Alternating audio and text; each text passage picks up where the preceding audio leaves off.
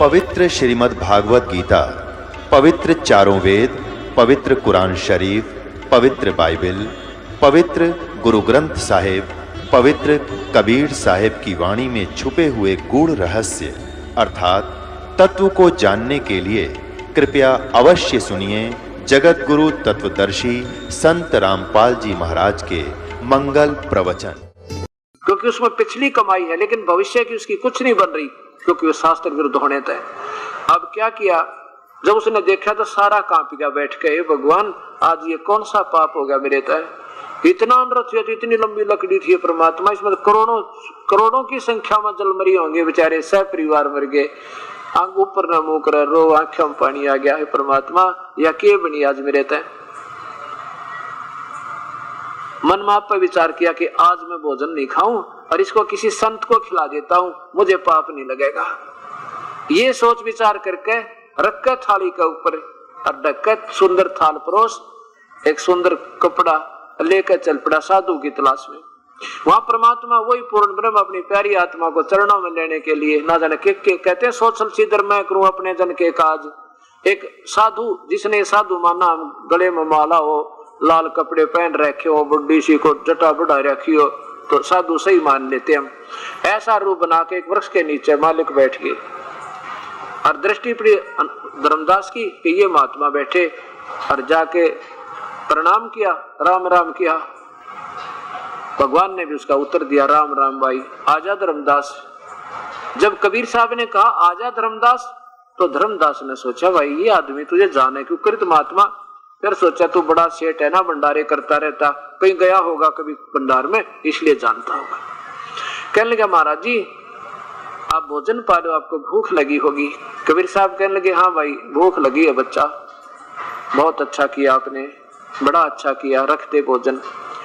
जब उसने थाल रख दी, कपड़ा उठाया, तो परमात्मा ने अपना एक लोटा रखा था पानी का, जल का, उसमें से थोड़ा जल लिया और उस पर ऐसे छींटे मारे सारी भोजन पर, कुछ मंत्र सा बुदबुदा के लीला कर रहे थे। इतने में क्या हुआ कि सारे के सारे भोजन की चींटी बन गई, आंट से काली काली व छोटी छोटी कीड़ी, और सारी काली थाली जो है काली होगी। अपने बच्चों को अंडों को मुख में लिए हुए वो घूम रही है, कोई बाहर निकला। जब कबीर साहब ने देखा उस धर्मदास की तरफ और अपना वही स्वरूप बना लिया जो पहले महात्मा के रूप में वार्ता हुई थी, और जब कहा कि धर्मदास कल तू क्या कहे था भाई, हम जीवन सा नहीं करते, हम पाप नहीं करते। कबीर साहब बोले तेरे तो कसाई भी अच्छा, वो एक जन 100 हत्या करे तो करोड़ों कर दी नकम्मी आत्मा, तो काहे का फिर जो हिंसा करते वो पार नहीं हो सकते, तो तेरे जैसा पापी नहीं, तेरा कैसे उद्धार होगा। अब वो तो सामने भगवान बैठे, फिर के क्या कसर रहे थी, चरणों में गिर गए, नाक रगड़े, अन्यों का भगवान मेरे तो गलती होगी, ये परमात्मा बड़े दयालु आप तो, मैंने तो ये सोचा था भी ये कभी नहीं मिलेंगे, और भगवान आपके साथ में वकील जरूर बन गया था कल, पर मेरी आत्मा बहुत रोई बाद में कि मैंने गलत शब्द कह दिए महापुरुष से, और सारी बात सामने सच्ची थी। और भगवान मेरे तो समझ में आई, मेरी अक्षमा कर दो मुझे पापी को। कबीर साहब बोले कोई बात ना बेटा, हो गया अक्षमा। मैं तो ये कहता हूँ कि मेरे 2 जूत मार दो ना तुम, और तो भी मेरी बात को स्वीकार कर लो बेटा, मैं भी तुम्हें शुक्र मनाऊंगा फिर भी, क्योंकि तुम मुझे पहचान लो एक बार मैं कौन हूँ।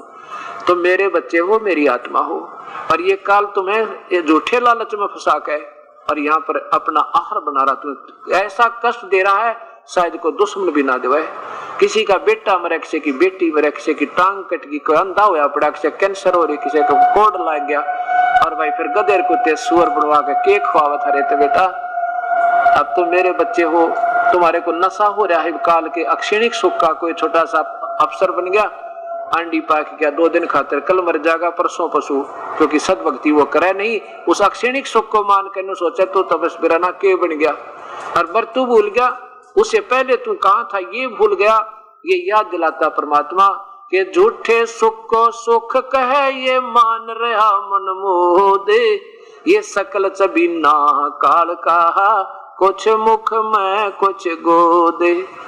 परमात्मा कहते हैं कि ये तो झूठे सुख को सुख मानने बैठे, तुम तो यह प्रधानमंत्री बन गए हो, और ये काल तुम्हें खिला रहा है, यानी कुछ 1 लाख तो आज खा लिए उसने, पहुंच लिए उसके पास, रहे एक आधा और एक्सीडेंट करवा देगा, और ये पूरा कर लेगा अपना। 1 लाख प्राणियों का परिवार मानुष शरीरधारियों का टक्कर मार रहा है। किसी का बेटा मर गया, किसी की बेटी, किसी का भाई, किसी की माँ, किसी के कुनबे खत्म हो गए, उनका रोटी नहीं बने। और बाकी हम सोचे हम अभी कोई नहीं मरे, अभी ना मरा, आज ना तो कल मर जाएंगे, कल ना तो परसों नंबर आएगा। ये तो सकल चबीना काल का कुछ मुख में कुछ गोद। धर्मदास, ये काल है जिसको तुम विष्णु कहते हो।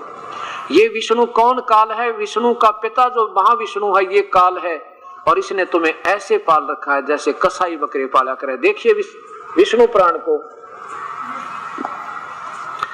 ये देखिए श्री विष्णु पुराण, इसमें कहा है कि विष्णु का एक रूप, विष्णु का एक रूप। तो अब पहले ये देखिए, इससे पहले एक ब्रह्मांड का चित्र।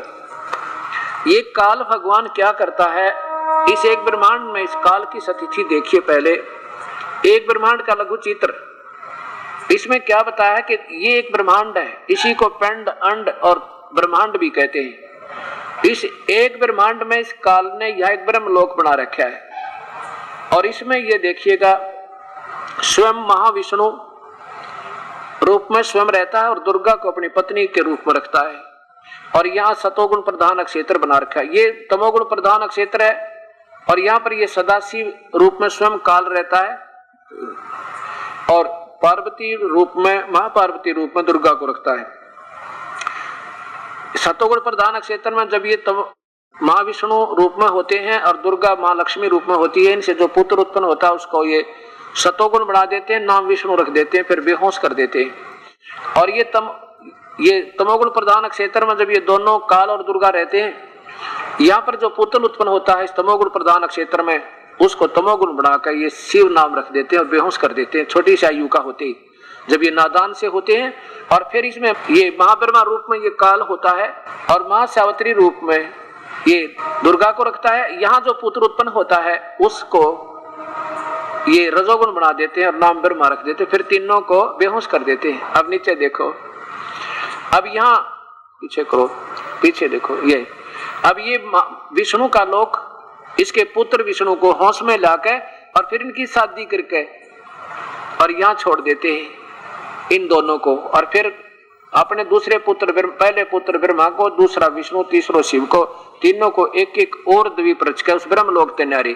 और केवल इन 3 लोकों के भगवान बढ़ाते हैं एक एक विभाग के मंत्री, पाताल लोक, पृथ्वी लोक और ये स्वर्ग लोक।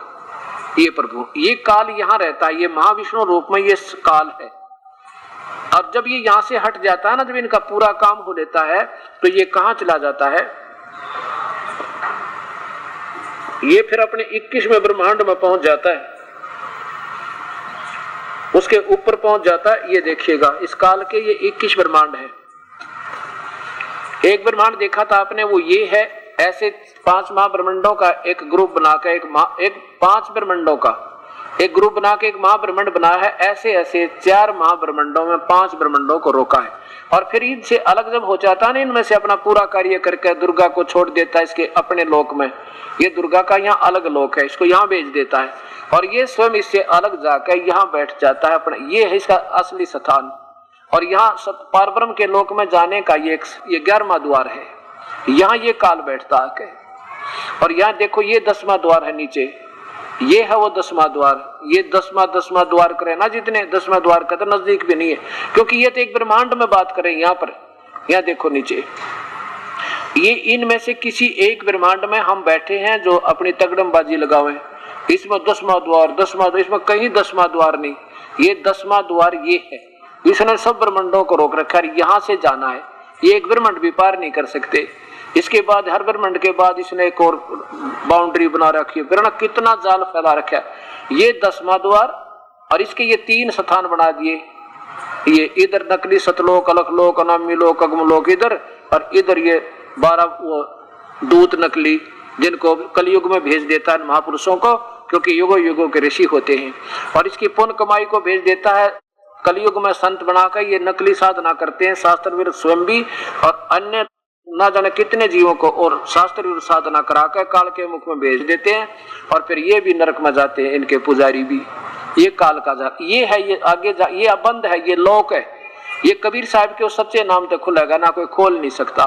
यहाँ जाके ये 11वां द्वार है और वो काल यहाँ जाकर बैठ जाता है, अपने जब दुर्गा से सारे काम कर लेता है ना, तीनों पुत्रों की उत्पत्ति, फिर ये दुर्गा से अलग होकर यहाँ आ जाता है। अभी तक आपने 10 द्वार सुने थे, हमने जाना 12वें द्वार में, द्वादश मद मैल बठ बोरे बोर न दे धरे रे। ये तो 10वां द्वार, यहाँ पर तो 10वां द्वार, इस काल के जो 20 ब्रह्मांड कर रखे ये 10वां, ये 11वां। ये परब्रह्म के लोक में प्रवेश करेंगे ना, यहाँ से काल के लोक, ये 11वां द्वार है। और यहाँ पर काल बैठा है, इसके सिर पर पैर रख के कबीर साहब की रजाते हैं, सतनाम के जात यहाँ जाएगा, ये 12वां द्वार। और 12 के बाद ये परमात्मा के दरबार में पहुंच जाते। द्वादश मद मैल बठ बोरे बोर न दे धरे रे। 12वें द्वार के बाद है वो वास्तविक स्थान सतलोक, जहाँ फिर जन्म नहीं होता, बहुर ना दे धरे रे। अब विष्णु पुराण में क्या लिखा है कि भगवान विष्णु, क्योंकि विष्णु यु काल है, ये भगवान विष्णु का, अब देखो ये बात सोचने की है, एक एक शास्त्र में इतना गहराई छुपी है। 15वें अध्याय का आप 16 और 17 श्लोक एक बार फिर देखो, इससे लिंक बहुत गजब का बनेगा इसका। अब प्यारी आत्माओं देखो, हमने भगवान पाना है और ये ईश्वर की चर्चा आनंद देती है और ये इतना गहरा ज्ञान हो जाएगा, आप कई हजारों को समझा दोगे। अकेले बतेरा एक भी जो चारों सत्संग सुन लेगा ना, लगातार 5-4 बार सुन लेगा, वो आज के पुराने महर्षियों और आज के ये कहना के तो सारी बात बिगाड़े बैठे, इनके पास तो ज्ञान नाम की चीज नहीं, ये तो आप पे फेल कति बेचारे। देखिए गीता जी और इसके अध्याय नंबर 15 का श्लोक नंबर 16, ये 16 है कि इस संसार में नाशवान और विनाशी ये भी 2 प्रकार के भगवान हैं। कौन से में? इस ब्रह्म और परब्रह्म के लोक में। अभी आपने देखा था ब्रह्म और परब्रह्म के लोक में, ये देखिए, ये तो ब्रह्म का लोक, ये काल का, ये परब्रह्म का। इन दोनों भगवानों के लोकों में ये क्षर पुरुष है। गीता जी के 4थे अध्याय के 5वें श्लोक में कहता है, तेरे मेरे अर्जुन बहुत जन्म बोलिए, क्योंकि ये 1000 युग के बाद इनका युग बहुत लंबा चौड़ा होता है। उसके बाद कहते हैं ये काल मर जाता है, ये पूरे ब्रह्मांड तो विनाश हो जाते, ब्रह्मांड तो रहते हैं, जीव विनाश हो जाते हैं और स्वयं काल भी, और ये जो है ना अलग रखे जाते हैं यहाँ पर, अलग इस काल परब्रह्म के पास, और फिर दोबारा ये रचना करके यहाँ छोड़े जाते हैं। तो ये तो ब्रह्म है नाशवान भगवान सीधा ही, और इसके अंदर रहने वाले देव महादेव प्राणी, ये इनके स्थूल शरीर भी नाशवान और जीवात्मा अविनाशी है। और इसी प्रकार इस ब्रह्म परब्रह्म के भी ये स्वयं भी नाशवान है और इसके जीव सतिथि यानी इसमें रहने वाले प्राणियों की भी स्थूल शरीर नाशवान है, जीवात्मा दोनों में अविनाशी है। जीव तो समाप्त नहीं होता, और ये पूर्ण ब्रह्म है जो कभी विनाश में नहीं आता। ये वास्तव में भगवान कहा जाता है, ये वास्तव में अविनाशी सथल है और अविनाशी भगवान है, या रहने वाली आत्मा भी अविनाशी है। अब देखो, जैसे एक स्टील का कप हो, फिर देखिएगा क्योंकि ये 100 बार सुनाएंगे ये ज्ञान, जब याद बढ़िया होगा। जैसे एक तो स्टील का कप यानी चीनी का कप हो, सफेद सफेद चाय पीने का, ये तो सर्वपुरुष यानी काल भगवान समझो, ज्योति निरंतर, और इसके लोक, इसकी सती थी इसके जीवों की, पड़ते टूटे सीधा नाशवान दिखे। और एक स्टील का कप हो, स्टील का कप इसकी तुलना में, चीनी वाले की तुलना में, मिट्टी वाले की तुलना में गुना सुथाई, क्योंकि उसका बहुत देर तो विनाश होगा, इसलिए इसको सथाई कहा है।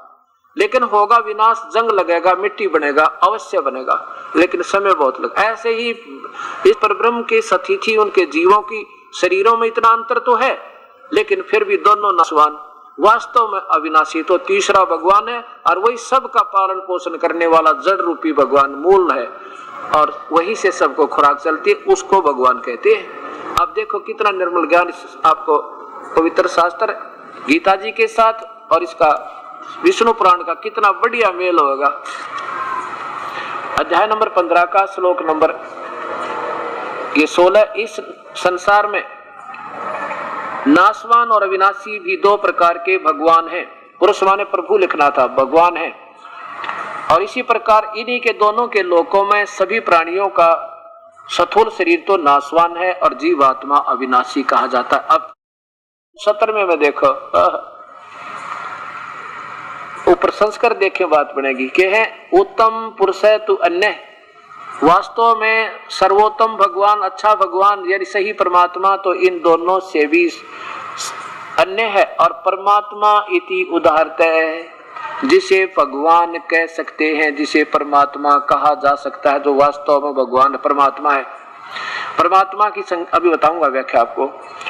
और फिर क्या है कि वही ये लोक तरमय अविषय विभर्ति अवय ईश्वर है, वही तीनों लोकों में प्रवेश करके और सबका पालन पोषण करता, वो अविनाशी परमेश्वर परमात्मा, वो परमात्मा है।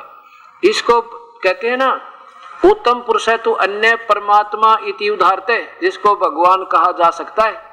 अब इसमें क्या विष्णु पुराण में कि भगवान विष्णु का प्रथम रूप तो परमात्मा जैसा, पुरुष जैसा है, और वास्तव में असली रूप उसका काल है। ओए होए, प्रथम रूप तो भगवान जैसा, भगवान परमात्मा किसे कहते हैं कि जो केवल सुख दे, दुख ना दे, ना किसी ने मारे, ना खावे, ना टांग तोड़े, ना किसी ने गधा बनावे, ना सुअर बना के बिस्टा खुआवे, और वो उसको भगवान क्या करें, जो कोई दुख भी ना दे, केवल अपने संसारी आपको केवल सुख सुख दे, सारी सुविधा दे, खाने की, पीने की, रहने की, आपको कोई कष्ट ना दे, उसे परमात्मा कहते हैं। उत्तम पुरुष तो अन्य परमात्मा इति उदाहरते, जिसे वास्तव भगवान कह सकते हैं, और वो तीनों लोकों में प्रवेश करके सबका धारण पोषण करता है, उसको अविनाशी परमात्मा परमेश्वर इस प्रकार कहते हैं। ये फिर देखियो, अब विष्णु पुराण समझना कितना प्यार था आपके समझ में आओगी। ये है वो तीनों लोकों में प्रवेश करके सबका धारण पोषण करता है। यहाँ से खुराक चली तना में, तना से डार में, डार से ब्रह्मा विष्णु महेश के पास, और फिर हमारे पास आई। ये वास्तव में सबका पालन पोषण भी करता है, और यहाँ जाने के बाद कोई दुख नहीं, ये मारता नहीं, खाता नहीं, दुखी नहीं करता। अब तीन भगवानों की व्याख्या आपके सामने पवित्र गीता जी बता रही है। अब क्या हुआ, अब विष्णु जी विष्णु पुराण में क्या बताया है कि श्री विष्णु का एक रूप तो, पहला रूप तो भगवान दिखे, और वास्तव में इसका असली रूप काल है।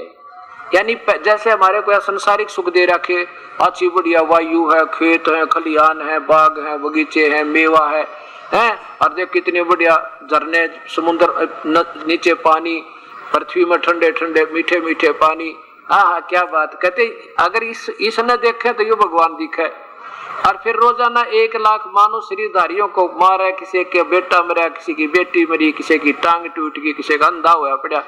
कहते यू असली रूप इसका काल है, वास्तविक रूप इसका काल है, और पहला रूप इसका भगवान दिखे। ऐसे श्री विष्णु यानी काल से प्रारंभ होती है ये विष्णु पुराण, और इसके बेटे त्रिलोकीय विष्णु पर इसकी लीलाओं से ये समाप्त होती है। यहाँ देखना श्री विष्णु पुराण गीता प्रेस गोरखपुर से प्रकाशित है, और साथ में इसके अनुवादक कौन है ये भी देखिए। श्री मुनिलाल गुप्त, गीता प्रेस गोरखपुर से मुद्रित है, और इसमें दूसरे अध्याय में लिखा है,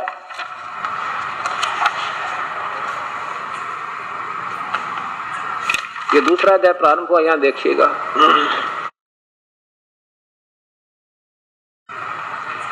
पर हे द्विज, ये जो ना उल्टे सुलटे ज्ञानी ऋषियों के, ब्रह्म को पर ब्रह्म के, नहीं न ब्रह्म का वीराना पर ब्रह्म का। ब्रह्म तो जैसे दादा और परदादा, एक तो दादा एक परदादा, एक तो ब्रह्म एक पर ब्रह्म। पर ब्रह्म है, ब्रह्म तो दूसरा भगवान, ज्योति निरंजन से कोई दूसरा, लेकिन इन्होंने एक का भगवान को ब्रह्म भी, परम ब्रह्म भी, पूर्ण ब्रह्म भी अपनी व्याख्या आप पर बनाए बैठे। चलो ये द्विज, ये पर ब्रह्म नहीं, ये विष्णु यानी काल, ये महाविष्णु का प्रथम रूप पुरुष है। पुरुष माने भगवान जैसा दिखे, परमात्मा जैसा दिखे। और अव्यक्त और व्यक्त, ये प्रकृति बहुधी दी थी इनके अपनी ब्रैकेट में, अपनी सोच है महापुरुष की, लेखक टीकाकार की नहीं। अव्यक्त जो कभी, अव्यक्त माने कभी दिखाई ना देता, एज इट इज जहां ये रहता है वैसा नहीं दिखाई देता।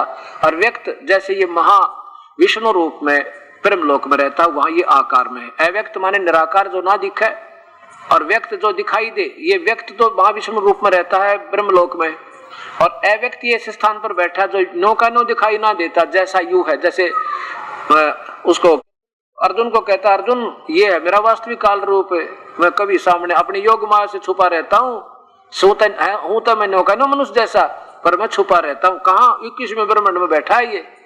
अब देखो, और परम रूप उसका काल उसका परम रूप है। आगे देखो, यहां देखिए इधर,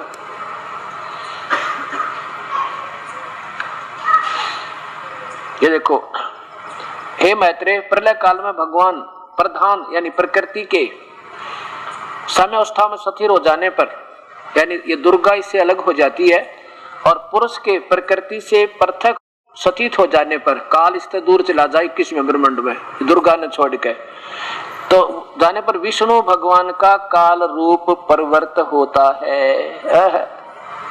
फिर यहाँ से निकल जाए, यहाँ तो महाविष्णु रूप में रहता है, एक ब्रह्मांड में, एक ब्रह्मलोक में था, यहाँ से छोड़कर 21वें ब्रह्मांड में जा बैठता है, कहते वहां ये वास्तविक उस रूप में चला जाता जो अर्जुन को दर्शन दिए थे। दुर्गा के प्रकृति से दूर हो जाने पर, अलग हो जाने से विष्णु जी का, कहते विष्णु का काल रूप परिवर्त होता है। ये काल ने विष्णु के, ये ब्रह्म को विष्णु कहते, क्योंकि ये महाविष्णु, महाब्रह्मा, महाशिव रूप में ये ऐसे दिखाई देता है, इसको ये उलझ पुलझ हो रहे सारे। अब कैसे है, धर्मदास को कबीर परमात्मा बताते हैं, धर्मदास तुम तो जैसे कसाई के बकरे होते हैं ना बेटा, ऐसे हो यहाँ पे, जैसे कसाई बकरे पाले, और वो उनके लिए कितनी सुविधा देता है, बढ़िया, उसके लिए छान भी डाल देता है, ऊपर छाया भी बनाता है उनके लिए, और गर्मी सर्दी से बचाने के लिए प्रबंध करता है, फिर पानी तालाब बना देता है वहीं पर, तो जिसके रोज की काफी बिक्री हो, और फिर उसके लिए चरागा बनाता है, फिर उनको जो है ना कभी आके ना ऐसे प्यार करता है। और जब वो आता है ना कसाई अपने उनके बकरों के पास, क्योंकि वो अबोध पशु उसको अपना मालिक समझे दे, हमारे चारा चरावे, पानी पिलावे, कितनी सुरक्षा करे, कितना प्यार दे हमारे को, इसलिए वो बड़ी आत्मा उसे अपना मालिक समझ के और उससे प्यार करती है, चारों तरफ भागकर उसके पास आते हैं, उसको जीभों से चाटने लग जाते हैं, और वो ये देखता है ऐसे हाथ लगा के, ये कै किलो का हो गया, कै कितने का बिकेगा, 500 का या 1000 का, और वो सोचे ही हमें प्यार कर रहा है, वो उसे चाटते हैं, उसको प्यार देते हैं। कहते हैं धर्मदास तुम्हारे साथ ऐसे हो रहा नादान, लेकिन वो इतनी बुद्धि काम उन प्राणियों की करती नहीं, किनकी, उन बकरों की, कि श्याम ने खाओ भी तो यही का, तुम्हें एक एक ले जाकर ना जना किसी की बेटी आओ, किसी का बेटा हो, ऐसे आंख लेता है ये, उसने ना बेरा कौन से का बेटा, कौन से की बेटी है। तो कहने का भाव ये है, परमात्मा कबीर साहब धर्मदास को ये याद दिलाना चाहते, तू कहाँ बैठा नादान, के पूजा बैठ के। तब धर्मदास कहता है भगवान यह तो बहुत बुरी बनी, हे मालिक ये वास्तव ये कहानी क्या है, ये काल क्या है, के चक्कर है, मेरी तो बुद्धि काम करना बंद करगी, क्या इनसे ऊपर और भी कोई भगवान है। फिर माँ विष्णु भेजते हैं, कबीर साहब बोले नादान कितने प्रत्यक्ष प्रमाण दे लिए, गीता बताने लगी कि ये तो तीनों गुण उल्टे लटके उठे नहीं और जड़ ऊपर है, इसमें नहीं, तुझे वेद में दिखाता हूं। आप देखिए ऋग्वेद में, अब देखो ये छोटी छोटी बातें जो हमें अपना अस्तित्व सही देती हैं। ये देखिएगा सत्यार्थ प्रकाश। अब आज के दिन इन महापुरुष को बहुत बोलबाला है इनका कि ये बड़े विद्वान पुरुष थे, और साथ में ये वेदों को जो समझा शायद आज तक कोई ना समझ पाया, ऐसी हमारी आज तक धारणा थी जब तक परमात्मा ने इस दास के ऊपर अपनी मेहर ना बख्शी थी। नीचे देखियो कहां से प्रकाशित है, वैदिक पुस्तकालय दयानंद आश्रम केसरगंज अजमेर तक।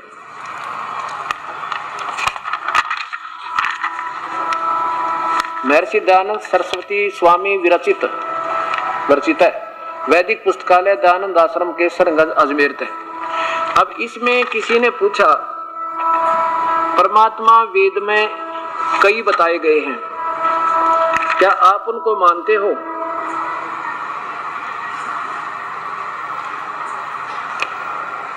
ये कहते नहीं, वेद में कहीं ऐसा नहीं लिखा कि जो अनेक कई भगवानों का विवरण हो, ऐसा तो लिखा कि वेद में केवल एक भगवान है।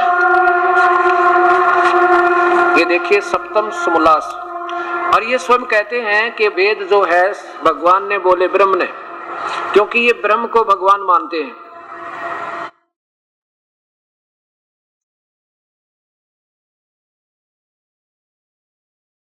ये 2 से 17 पृष्ठ पे समोल्लास नंबर सप्तम, ये सप्तम समोल्लास, सप्तम समोल्लास है। और यहां देखो 217 पृष्ठ पे क्या कहा है।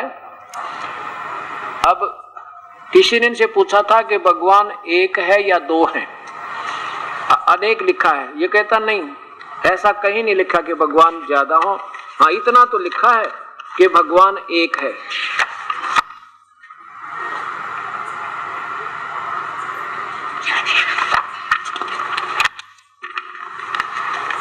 और इनसे जब ये पूछा गया कि ये वेद किसने बोले, यहां देखो या नीचे देखो, यहां से शुरू करेंगे क्योंकि आपको हर पहलू से, हर दृष्टिकोण से, हर शास्त्र से ये ज्ञान सामने आएगा तो समझ में आओगे।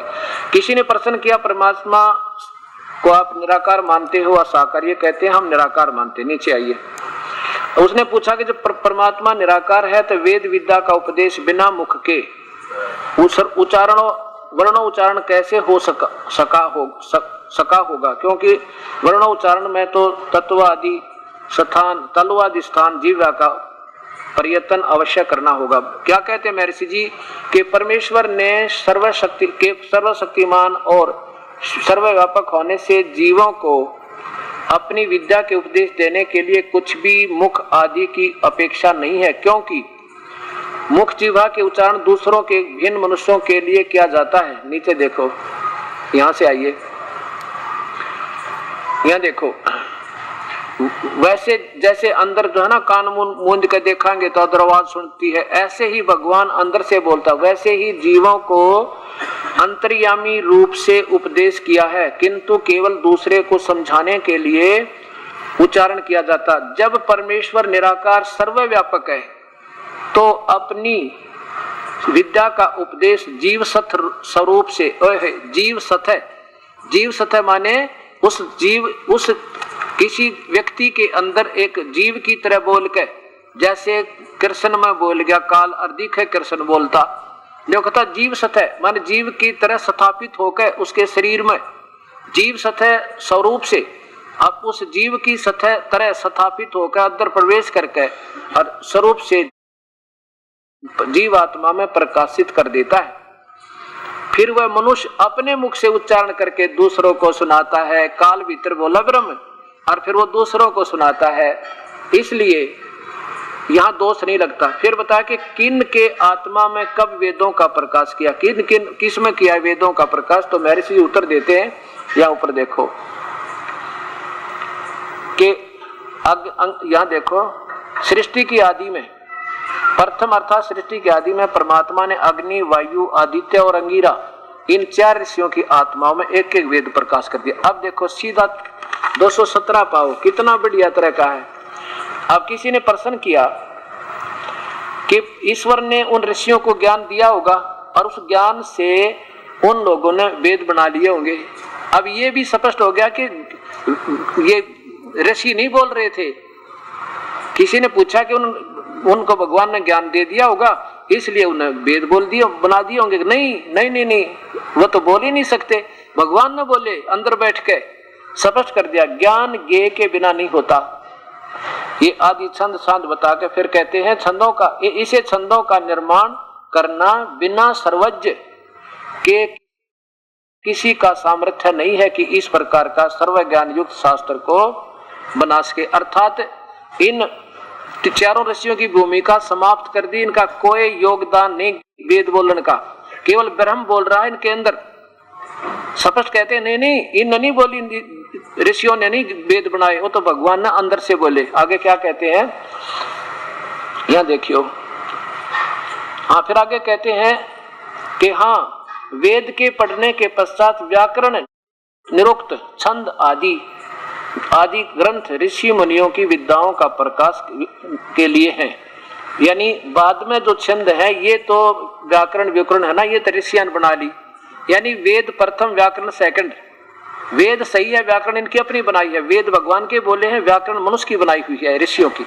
इति सिद्धम। फिर है जो परमात्मा है वेदों का प्रकाश न करे तो कोई भी कुछ नहीं बना सके, इसलिए वेद परमेश्वरों उक्त हैं, ये भगवान के द्वारा बोले गए। ये परमेश्वर किसने कहे? ब्रह्म ने। इसे सिद्ध हो गया कि भगवान ब्रह्म ने वेद बोले। अब देखो अब ये ब्रह्म को सर्वशक्तिमान मानते हैं। प्रथम समोल्लास में देखिए, यहां देखिए प्रथम समोल्लास,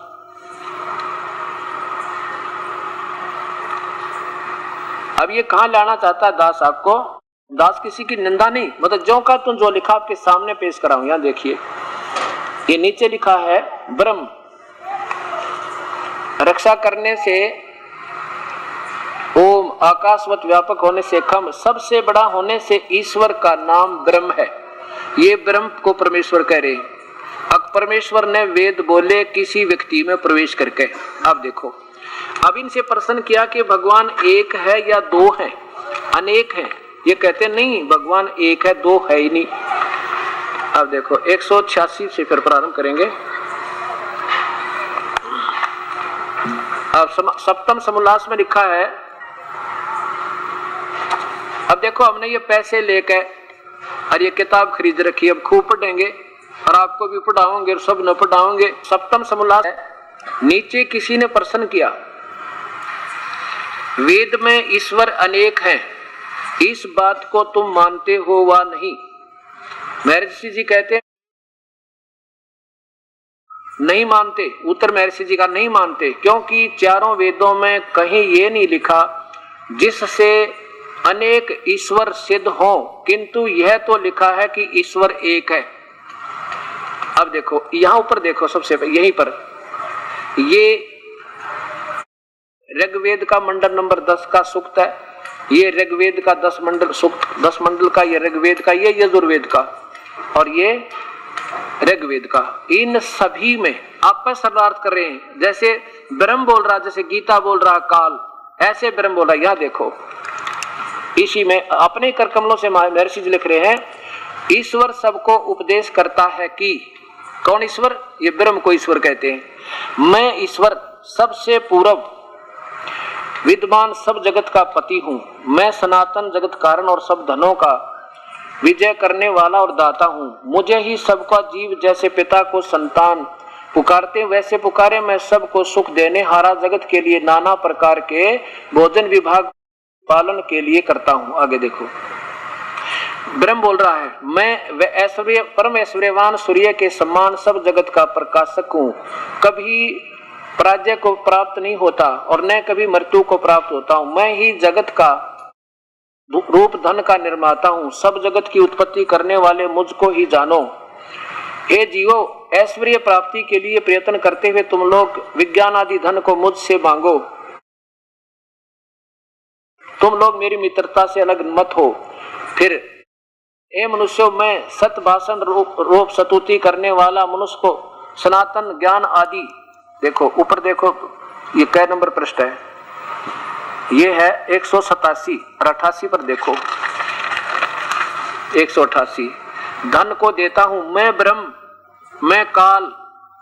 इन्होंने क्या कर दिया कि मैं, ये ब्रह्म बोल रहा, मैं ब्रह्म अर्थात वेद का प्रकाश करने वाला, अर्थात मैं वेद बोलने वाला हूं, मैं वेद बोलने वाला और मुझको वह वेद यथावत कहता है, उससे सबके ज्ञान को मैं बढ़ाता हूं। मैं सतपुरुष का प्रेरक है, उस पूर्ण परमात्मा की प्रेरणा से मैं बोल रहा हूं। सतपुरुष का प्रेरक, यज्ञ करने हारे को फल प्रदाता और इस विश्व में जो कुछ है, इस यानी अपने 21 ब्रह्मांड के बारे में कह रहा है यो, उस सब के कार्य को का बनाने और धारण करने वाला हूं। इसलिए तुम लोग मुझे छोड़कर किसी को यानी और देवताओं को मेरे से स्थान में मत मानो, मत पूजो, मत जानो। और देखो इसमें कमाल कर दिया, ये यजुर्वेद का मंत्र है छठा, क्या लिखा है? यही वेद बोलने वाला काल ज्योति निरंजन ब्रह्म कहता है, हे मनुष्यों, जो सृष्टि से पूर्व, ओए होए, जो सृष्टि से पहले आदि पुरुष, सबसे पहले का भगवान और सूर्य आदि तेज वाले लोगों का उत्पत्ति स्थान आधार और जो कुछ उत्पन्न हुआ था, है और होगा, उसका स्वामी था और है और रहेगा। उस वह पृथ्वी से लेकर यानी नीचे से लेकर सूर्य लोक पर्यंत सतलोक तक सृष्टि को बना के धारण कर रहा है। उस सुख स्वरूप परमात्मा की भी भक्ति जैसे हम करें वैसे तुम लोग करो। ये काल ब्रह्म कह रहा है, मैं भी उसकी भक्ति करता हूं और तुम भी उसकी भक्ति करो। ये दो तो हो गए ना, एक तो ब्रह्म को ये भगवान बोलो तो वेद बोल रहा, और दूसरा जो है वो दूसरे भगवान की तरफ कहता है कि जैसे उनकी भक्ति मैं करूं ऐसे तुम भी करो। और इसी का प्रमाण आपने देखा था 15वें अध्याय के 4थे श्लोक में कि मैं भी उसके अधीन हूं, और 18वें अध्याय के 64वें श्लोक में कि मेरा भी पूज्य देव वही है। और अब देखो ऋग्वेद में 3 भगवानों की इन्हीं के कर कमलों द्वारा। अब दास के लिए ये समस्या होगी, मैं साची कहूं और फिर इनका दर्द हुआ सब कहने के ये ऐसे क्यों कर कह दिया। मैं नहीं कह रहा ना मेरे दास में इतनी हिम्मत किसी की बुराई कर दूं, अदा में इतना विद्वान मैं किसी की विद्या काट दूं। दास तो ये कहना चाहता है कि ये आप ही की लेखनी आप ही के पेश कर रहा हूं, और फिर भी दास गलत कह रहा है तो मैं अपनी अक्षमा याचना कर लूंगा। मेरे से गलत शब्द निकल भी गया होगा तो मैं तो एक बालक हूं आपका, और जिज्ञासु हो अगर ऐसा गलत कह रहा हूं तो आप बताओ मुझे आप गलत कह रहे हो, और समाज को अच्छा ज्ञान दे दो कि वो गलत बता रहे हैं। आप फिर इनका सही सरलाद करके दिखाओ इसी के पैरेलल जो दास बता रहा है कि इसमें ऐसा नहीं है। आज कोई बालक निक्शन बुका लेगा, कोई सब पढ़े लिखे बहन भाई बेटी शिक्षित है। अब देखो ऋग मंडल, ये महर्षि दानन द्वारा ही इसका भाषा वाच्य है। महर्षि दानन सरस्वती अपने कर कमलों से, इसमें 10 मंडल में ले चलते हैं आपको। पहले ये देखिए ये कहां से प्रकाशित है। प्रकाशक है सर्वदेशी कार्य प्रतिनिधि सभा, महर्षि दान भवन, रामलीला मैदान, नई दिल्ली। फोन नंबर इतना। और इसके मंडल नंबर 10 में चलते हैं, सूक्त नंबर 90 का, मंडल के सूक्त नंबर 90 में। अब देखो 3 भगवान न्यारे न्यारे आप ही बता रहे हैं, अपने कर कमलों से लिख रहे हैं। ये देखिएगा सूक्त नंबर 90, ऊपर मंडल नंबर 10, सूक्त नंबर 90। और प्रथम ही मंत्र में, ये प्रथम मंत्र है, सहस्र शीर्षा हजार सिर वाला, सहस्र अक्षय 1000 आंखों वाला, एक सहस्र शीर्षा पुरुष है, 1000 भुजा वाला भगवान यो काल है, ज्योति निरंजन विराट। और सहस्र अक्षय सहस्र पात है, स भूमि विश्वत है, वर्तवा अतितिष्ठत है, दशांगुलम पुरुष माने ये परमेश्वर। ये सहरसा शीर्षा माने 1000 भुजा वाला भगवान, ये लिखना था। 1000 भुजा वाला भगवान अभी आपने गीता में देखा वो काल है, ज्योति निरंजन है। परमेश्वर संसार के सिरों वाला, नहीं सहस्र सिर वाला, 1000 सिर वाला, ये काल की तरफ संकेत है, ब्रह्म की तरफ। आगे देखो आंखों वाला है, और वह संसार भर के पैरों वाला है, वह जगत के महान उत्पादन कारण प्रकृति को सब तरफ से आच्छादित करके 10 इंद्रियों वाले शरीर को अतिक्रमांत करके स्थित है। इसका अर्थ तो कुछ और ही आप देखोगे गहरी उसमें परिभाषा पर, फिर भी इन्हीं के आधार पर चलेंगे। ये तो 1 नंबर के भगवान की महिमा ब्रह्म की। अब पर ब्रह्म की देखो ये दूसरे श्लोक में कि जो उत्पन्न हो चुका है और जो उत्पन्न होने वाला है और जो वर्तमान में है वह सब पुरुष है, यानी 2nd नंबर के भगवान यानी परब्रह्म की तरफ संकेत है ही है। और वो अमृता अर्थात मोक्ष का स्वामी है। ये भी कुछ मोक्ष देता है, जैसे आपको बताया ना इनसे तो ज्यादा सथाई है, पर यह भी सही मोक्ष नहीं है, स्वामी है। और जो प्रकृति से बढ़ता है उसका भी स्वामी है। आगे देखो, और तीसरे में क्या बताया है, एतावान यानी इस दूसरे नंबर के भगवान की, अस्य इस पुरुष की यानी इस परमात्मा की जगत आदि विभूति है, इतनी ही इस परमात्मा की तो सतीची है। और वह पुरुष यानी वह पुरुष वह परमेश्वर तो वेद बोलने वाला कह रहा है, वो परमेश्वर तो इससे भी बड़ा है। वो तो इससे भी बड़ा है। आदि आदि देख लो। और आगे देखो इसमें ये चौथा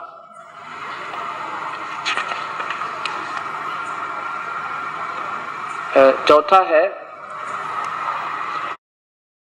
तीनों पाद वाला अविनाशी यह परमात्मा ऊपर विराजमान होता है, ऊपर रहता वो तो ऊपर बैठा सतलोक में, अपने कर्मों से निकले विराजमान होता है तो किधर बैठेगा जाके, आकार है उसका।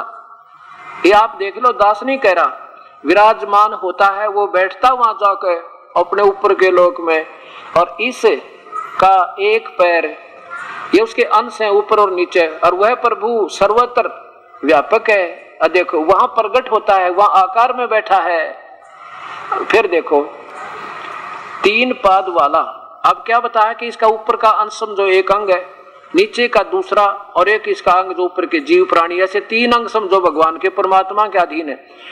3 पाद वाला विनाशी यह परमात्मा, पुरुष माने भगवान, ऊपर विराजमान होता है, सतलोक में बैठा है ऊपर। आगे देखो इसका एक पैर पाद रूप जगत, और तो फिर यहां प्रकट होता है, वो फिर यहां प्रकट होता है। आगे देखो, और वह प्रभु, वो परमात्मा सर्वत्र व्यापक है, व्याप्त है, वह खाने और न खाने वाले, ओए होए, खाने लोग, काल तो खाता 1 लाख प्राणियों को, और यो परब्रह्म खाता नहीं। इन दोनों से भी, अर्थात ये तो अर्थात ही न कर दिया, खाने सने अनसने, ये देखो ऐसना और सने अनसने, यानी खाने वाले से और न खाने वाले से, खाने और न खाने वाले के अधि माने अभी, अधिक, अधिव्यापक है, यानी उससे भी ऊपर है, उनसे भी तगड़ा है। इन दोनों भगवानों से खाने वाला तो काल 1 लाख जीव रोज खावे, मनुष्य गरीबदारी, और ये परब्रह्म खाता नहीं, फिर ये दोनों फिर भी नासवान है, वो इनसे भी अधि माने ऊपर है, अभी ऊपर न्यारा, अभिव्याप्त है, उनसे भी न्यारा रहता है, इनके ऊपर भी परमात्मा, इनके ऊपर भी व्याप्त है, इनका मालिक है। और इसमें कमाल कर दिया 5वें में देखो,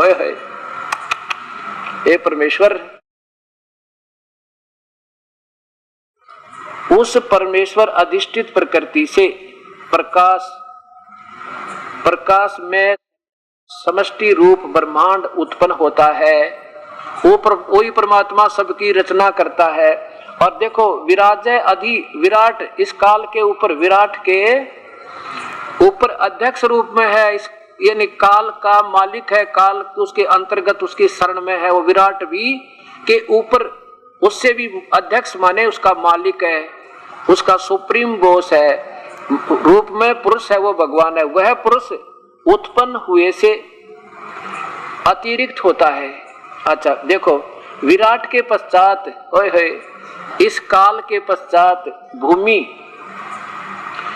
उसके अनंतर नाना शरीरों को उत्पन्न करता है, यानी काल को भी वह उत्पन्न करता है और अन्य अन्य प्राणियों को भी वह उत्पन्न करता है, नाना शरीरों को उत्पन्न करता है। आपके सामने विराट के पश्चात, विराट के ऊपर यानी काल के ऊपर अध्यक्ष रूप में वो पुरुष, वो भगवान है। तीसरे नंबर का ये खुद तो बोल ही रहा है, और वो अपने को गुप्त रख के वो बता रहा कि वो विराट है ना, वो काल, उसके ऊपर भी ये परमात्मा, यानी मेरे ऊपर भी यही परमेश्वर है। और 3 परमात्मा ये महर्षि जी अपने कर कमलों द्वारा स्वयं लिख रहे। और उधर कहते हैं नहीं, वेद में कहीं नहीं लिखा कि 2 कई परमात्मा का प्रमाण। फिर यजुर्वेद देखो, अब ये लिंक हो जाता है थोड़ा सा आपस में, ये इतनी जटिल विद्या बन गई। है तो ये बिल्कुल सिंपल, पर ऐसे ही उलझ गई, क्योंकि अब इस सारे उलझे हुए के सुलझाने के लिए 20 प्रमाण देने पड़ेंगे। यहाँ देखो, अब यजुर्वेद के 5वें अध्याय के 2 श्लोक और 40वें अध्याय का 1 श्लोक कति क्लियर करेगा। ये महर्षि दानव सरस्वती का अपने ही कर कमलों द्वारा इनका अनुवाद है, महात्मा जी का।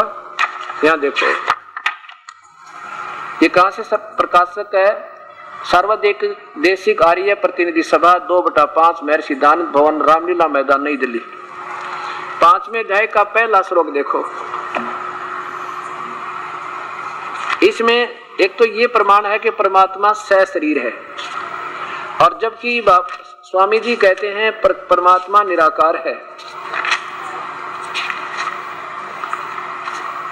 अब यहां इसके धीरे धीरे सारे प्रमाण साथ चलेंगे तब ये बात बनेगी।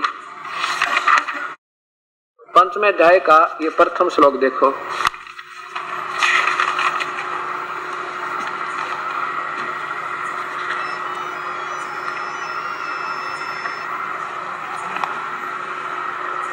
अथ 5वां अध्याय और नीचे देखिएगा, प्रथम श्लोक है, अग्नि तनुरसी परमात्मा सशरीर है।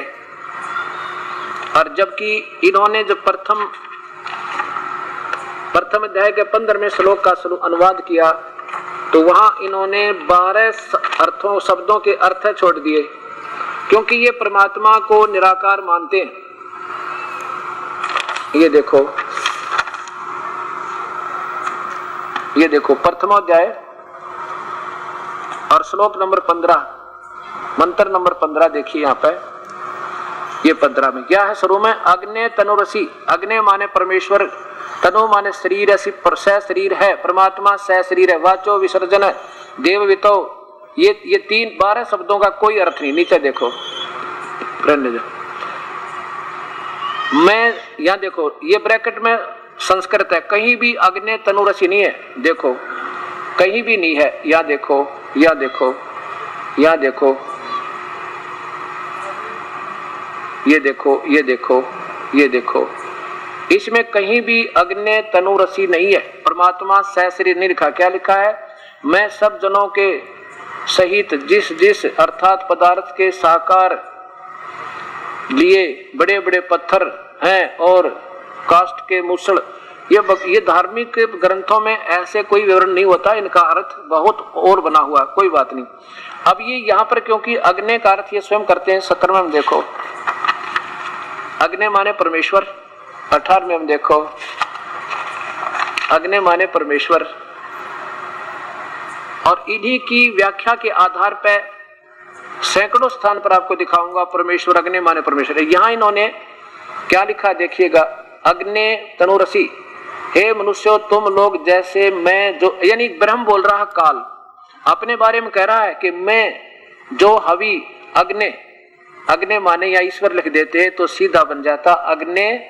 और देखो तनु माने शरीर, असी माने परमात्मा सह शरीर है, पर ईश्वर सह शरीर है, ये सीधा अर्थ बन जाता है। इसमें बालक तो बालक होना, तो 8वीं क्लास का संस्कृत जानने वाला वो भी इसको सलाहत कर सकता है। ये कोई लंबी चौड़ी कहानी नहीं है। देखो अग्नि तनुरसी, विष्णुवे तवा सोमस्य तनुरसी, विष्णु माने सर्वव्यापक परमात्मा, सबका पालन करता, उस सर्व पालन करता। सोमस्य माने अमर पुरुष का, तनु माने शरीर, असी माने है।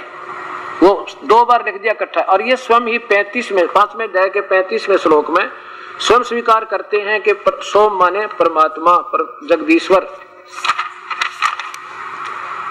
ये देखो, यही 5वें अध्याय का ऊपर देखो, 5वां अध्याय, 5वां अध्याय, और यहाँ लाओ ये 35वें में खुद कहते हैं सोम माने ऐश्वर्य देने वाले जगदीश्वर। और इसको सोमस्य कर दें, यानी ईश्वर का, जगदीश्वर का, तनु माने शरीर, असी माने है। देखियो ये फिर देखो पहला अध्याय, 5वें अध्याय का पहला श्लोक, 5वें अध्याय का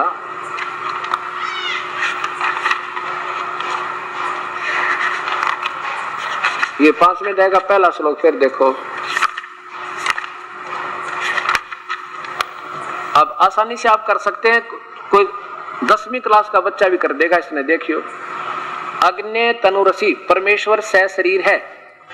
विष्णुवे तवा सोमस्य तनुवसी, विष्णु माने उस सर्वव्यापक परमात्मा, सोमस्य माने अमर पुरुष का, सतपुरुष का, सोम माने सदा रहने वाला अमर पुरुष का, तनु माने शरीर, असी माने है।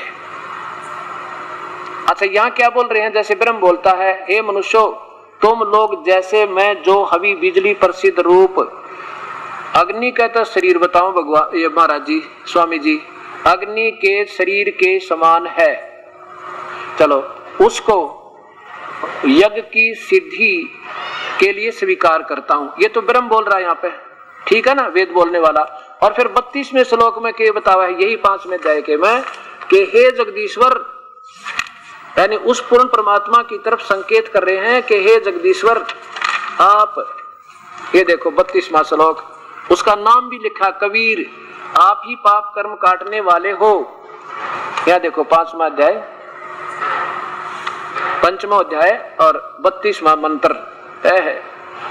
उसी गसी, नाम भी बताओ भगवान, वेद बोलने वाला बता रहा है, उसी गसी जो परम शांतिदायक, वास्तव में ऐसा बनता। फिर भी इन्हीं के शब्दों में दिखाऊंगा, कबीर अंगारी असी, उसका नाम कबीर लिखा है। अब जैसे इस यजुर्वेद का ये हटा दे, आप मान रे हटा दे, और यहाँ 2 बिंदी ला दे तो फिर यजु लिखोगे ना तो भी ये वेद लिखना पड़ेगा कि वो यजुर्वेद है।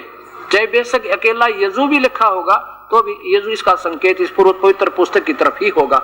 जो बहन भाई संस्कृत जानते हैं उनको खूब ज्ञान हो जाएगा। और ये तो बिना संस्कृत वाले भी समझ जाएंगे दास की परमात्मा की ऐसी कृपा दास। अंगारी ऐसी बम्बारी ऐसी, देखो इन्हीं के शब्दों में, हे जगदीश्वर, यानी ब्रह्म तो बोल रहा है, काल वहां तक कहता मैं, अरे दूसरे भगवान की तरफ संकेत है, हे जगदीश्वर जिस कारण आप कांतिमान हैं। अंगारी माने पाप कर्म काटने वाले लिखना था, कोई बात नहीं। खोटे चरण वालों के शत्रु, हम कहते अंगारी माने पापों के शत्रु दुश्मन हो, आप पाप कर्म खत्म कर देते हो। वह और कबीर, वह कबीर अंगारी असी, वह कबीर परमात्मा है, कबीर है। कबीर असी माने यहाँ लिखना था कबीर देव है, वो कबीर परमेश्वर कबीर साहेब है, बस कोई बात नहीं, एकांत प्रजय है। आगे देखो, बंधनों के शत्रु, बंधन काट, अब देखो बंधन काटने वाले पापों का विनाश कर दे, कर्मों का बंधन कर्म दंड काट दे। बंधन काटने वाले, कर्मों के बंधन में जीव बंधा हुआ है। बंधनों के शत्रु यानी हम उसके बंदी छोड़ कहते हैं। तारा आदि तंतुओं के विस्तार करने वाले हैं, आदि आदि प्रशंसीय सेवा युक्त स्वयं शुद्ध हैं और सब को शोधने वाले और अच्छे प्रकार प्रकाशमान है। पदार्थों के को अति सूक्ष्म पवित्र सभा के कल्याण में करने वाले हैं। जैसे हर्षित और दूसरों के पदार्थ हरने वालों को मारने वाले हैं, जैसे होम द्रव्य को यथा योग्य व्यवहार में लाने वाले और दुख सुख को सहन करने कराने वाले हैं। जैसे अंतरिक्ष को प्रकाश करने वाले और रतधामा, आप सतलोक में रहते हो, रतधामा सतधाम, सतधाम कहो, सचखंड कहो, सतलोक कहो, शाश्वत स्थान कहो या सनातन परम धाम कहो, सतलोक युक्त वहां रहते हो, सतलोक युक्त है, आप सतलोक में रहते हो। आगे आओ, सवर ज्योति है और गुणों, सवर ज्योति अंतरिक्ष को प्रकाश, यानी सवर ज्योति माने स्वयं प्रकाशित हो और सतलोक में रहते हो। चलो, प्रकाश करने वाले और रतधामा सतलोक में रहते हो, सतधाम युक्त है। वैसे ही उत्तम गुणों से प्रसिद्ध आप सब मनुष्यों की उपासना करने योग्य हो, जैसे हम लोग जानते हैं। काल कह रहा है तुम ही पूजा के योग्य हो और नहीं है। अब एक श्लोक और बस, थोड़ा सा प्यारी आत्माओं, ये अपना भाग उदय हो रहा जो अपने को ये रहस्य परमात्मा ने, कबीर साहब ने इस दास के ऊपर बुद्धि, तुच्छ बुद्धि के जीव के ऊपर मेहर बख्श दी। ये जो टेब वेद बुला दे, ये वो परमात्मा कबीर साहब। देखो ये 40वां अध्याय का यानी यजुर्वेद का 40वां अध्याय है अंतिम, और उसका अंतिम श्लोक लास्ट कति क्लियर कर दिया अपने कर कमलों से महापुरुष ने। 44वां अध्याय, इसमें 17वां मंत्र देखें, 17वां, यहां देखो, हे मनुष्यो, कौन बोला है? ब्रह्म फिर बोला है, काल। हे मनुष्यो, जिस ज्योत स्वरूप रक्षक मुझसे अविनाशी यथार्थ कारण के आच्छादित मुख के तुल्य उत्तम अंग का प्रकाश किया जाता है। ये तो अपना बता दिया, फिर बताया कि जो वह प्राण व वायुमंडल में यानी ऊपर सतलोक में रतधाम में पुरुष है माने पूर्ण परमात्मा है। कोई अपूर्ण भी है तभी पूर्ण हुआ, दो तो यही हो गए। अपूर्ण है तो पूर्ण लिखा, एक भगवान नीचे का है, एक उस तो ऊपर का, दो हो गए ना। नहीं तो पूर्ण शब्द लिखने की आवश्यकता नहीं थी, भगवान एक ही होता था। पूर्ण परमात्मा, वह पूर्ण परमात्मा। फिर देखो मंडल में जो पूर्ण परमात्मा है वह परोक्ष रूप, वो तो गुप्त है, ऊपर सतलोक में रहता है। और फिर आप देखो अहम माने मैं, वैसे ही लिखना था मैं ब्रह्म, मैं काल। खम्भ माने स्वर्ग भी होता है, मैं स्वर्ग में रहता हूं। खम आकाश के तुल्य, ब्रह्म सबके गुण कर्म करके स्वरूप करके अधिक हूं, सबका रक्षक जो मैं। ये कोई अर्थ है नहीं, सबका रख सकता है, ओम शब्द लिखा बस, सबका रक्षक जो उसका ओम, ऐसा नाम जानो। एक ही ओम लिखा ऊपर केवल, बस ओम खम ब्रह्म। ये लिखना अहम, या लिखना था सो अहम। असौ माने हम दो, ये तो असी माने एक, असौ माने दो का विरोध होता है। ये असौ जाने दो भगवान है, असौ दो परमात्मा, बिल्कुल सीधा सारथ होता है। तो अब देखो, दो भगवान स्वयं महर्षि जी अपने कर कमलों से और तीन बतावें, और फिर ये बता रहे हैं कि नहीं, वेद में एक ही है, दूसरा ऐसा वेद में कहीं नहीं लिखा कि जहां तीन परमात्माओं का बोध, अन्य भगवानों का बोध होता हो। उनके फिर दोबारा विचार देख लो ताकि ये सामने आपके सामने आ जाए, फिर भूल लागी होगी। इसी सत्यार्थ प्रकाश के 186 नंबर पृष्ठ पे ये है वैदिक पुस्तकालय दयानंद आश्रम के सरगंज अजमेर से प्रकाशित।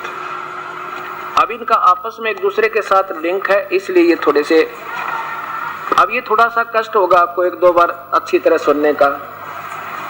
ये सप्तम सोमनाथ जो प्रारंभ होता है फिर वहीं से देखिए। महर्षि जी से पूछा कि वेद में ईश्वर एक है अनेक, वेद में प्रश्न किया, वेद में ईश्वर अनेक हैं, इन बातों को तुम मानते हो वा नहीं? उत्तर महर्षि जी का नहीं मानते, क्योंकि चारों वेदों में कहीं यह नहीं लिखा कि जिससे अनेक ईश्वर सिद्ध हों, किंतु यह तो लिखा है कि ईश्वर एक है। अब ये सोच महर्षि जी की है और वेद सही है, वेद गलत नहीं है, वेद बिल्कुल सही है, और ये इन्होंने अपने हिसाब से लिखा है।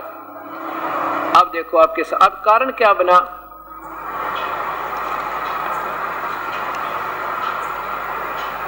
अब आपके सामने अब ये है कि जिन महापुरुषों ने जो महर्षि दयानंद जी के विचारों से प्रभावित हैं, उन्होंने केवल सत्यार्थ प्रकाश पढ़े और इन्होंने जो टिप्पणी दी उसके आधार पर चलते रहे, वेद नहीं देखे।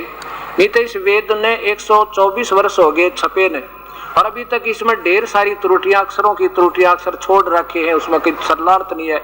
सैकड़ों अक्षर है ऐसे, वो तुम्हें दिखाना नहीं चाहता, लोग न्यों कहेंगे केवल निंदा करे, इसकी त्रुटि ढूंढ रहा है, मुझे उनकी जरूरत नहीं।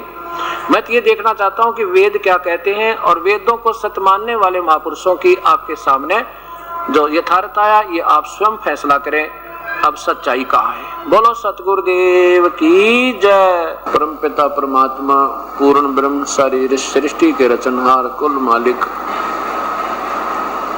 कबीर परमेश्वर की असीम कृपा से ऐसे कलयुग के अंदर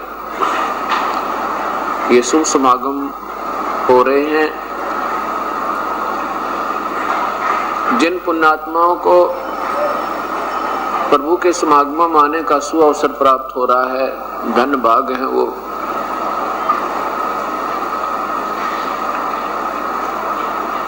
मानव शरीर का एकमात्र यदि हमने उपयोग लाभ लेना है, उपयोग करना है, तो केवल प्रभु प्राप्ति, परमात्मा का भजन,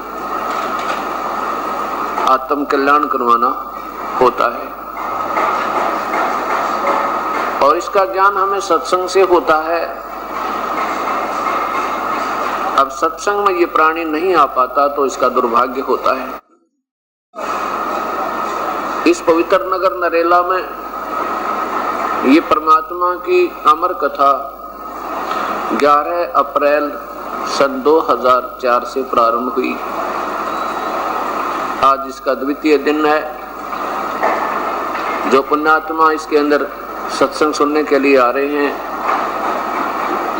उनके ऊपर विशेष रजा है परमेश्वर की, क्योंकि उसकी कृपा बिना ये प्राणी डरा भी नहीं सकता। अब आप देख रहे हो कितने प्राणी हैं, कितने जीव, कितने मानुष हैं, जनसंख्या है इस नगर नरेला की, और कितने पुण्यात्मा यहाँ आ पा रही हैं। इससे वही वाणी सिद्ध होती है संतों की के सकल पदार्थ हैं जगमाही, पर कर्महीन नर पावे नाही। अब देखो ये मानव शरीर का कोई भरोसा नहीं, ये कब हमारे से छूट जा। कबीर साहब कहते हैं कि श्वास उसास में नाम जपो, वही व्यर्था श्वास मत खो, और ना जाने इस श्वास का आवन हो कि ना हो। और फिर बताते हैं कि वह पृथ्वी पति चकवे गए जिनके चक्कर चलंत, ये रावण श्रीखे कौन गिने ऐसे गए अनंत।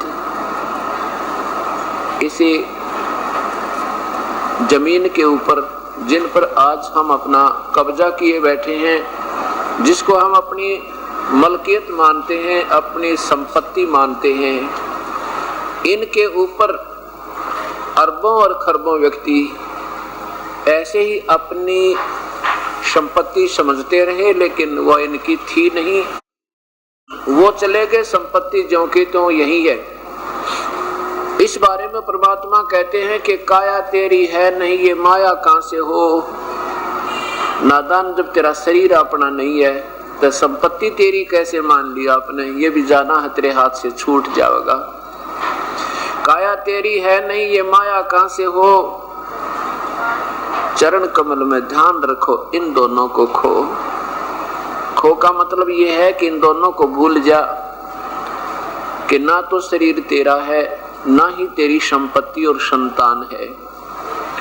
जिस दिन ये प्राणी यहाँ से निकल जाएगा शरीर को त्याग के, ना संपत्ति साथ चले, ना परिवार साथ चले।